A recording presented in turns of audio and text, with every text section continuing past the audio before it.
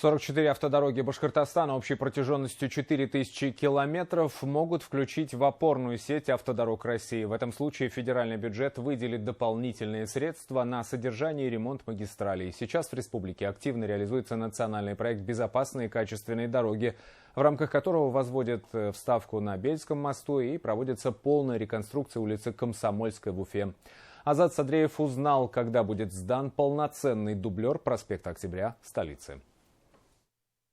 Раньше, конечно, дорога была, вообще, можно сказать, убитая.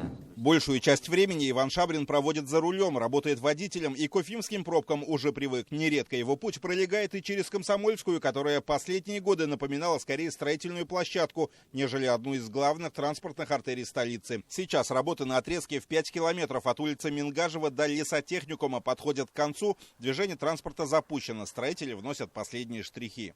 Слышим и общественность, вот весной особенно, здесь когда производились работы по устройству системы ливневой канализации, было очень много жалоб, но тем не менее и подрядчики, все у нас здесь Дортранстрой, Башкиравтодор, они старались прислушиваться к людям. На сегодняшний день, в общем, все работы завершены. Практически. Работы на главном дорожном долгострое Уфы ведутся в рамках национального проекта «Безопасные и качественные дороги». Длительные сроки объясняются сложными подземными коммуникациями, которые пришлось переносить. Теперь самые трудные этапы позади. Укладка асфальта завершена на 85%. На свою работу подрядчики дают 5-летнюю гарантию. Безусловно, контроль есть у нас как свой от нашего предприятия. Входной контроль также за нами. Контроль ведется от заказчика.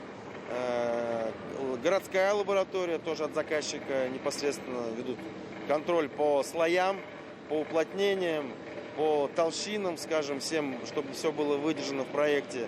Несмотря на пандемию, объемы дорожного строительства в Уфе не сократились. В порядок привели и автомагистрали республиканского значения. Работы завершили с опережением графика. Улица Парковая в Уфе, проспект Октября в Стерлитамаке.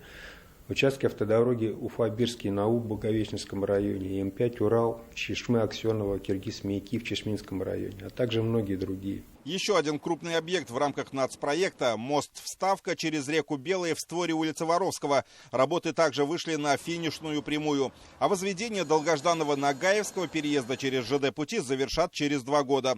В 2022-м капитально отремонтируют улицу Рабкоров, ну а с Комсомольской строительная техника уедет через месяц. Все расширили, все прекрасно сделали, то есть и аккуратно ехать, то есть, слов нету, вообще хорошо сделали.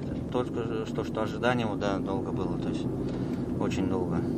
После сдачи объекта улица Комсомольская станет полноценным дублером проспекта Октября. Уже сейчас здесь увеличена пропускная способность транспорта благодаря 3 полосам движения в каждом направлении. Рабочим осталось благоустроить прилегающую к дороге территорию, включить освещение и установить новые остановочные павильоны. По контракту срок сдачи объекта конец ноября текущего года.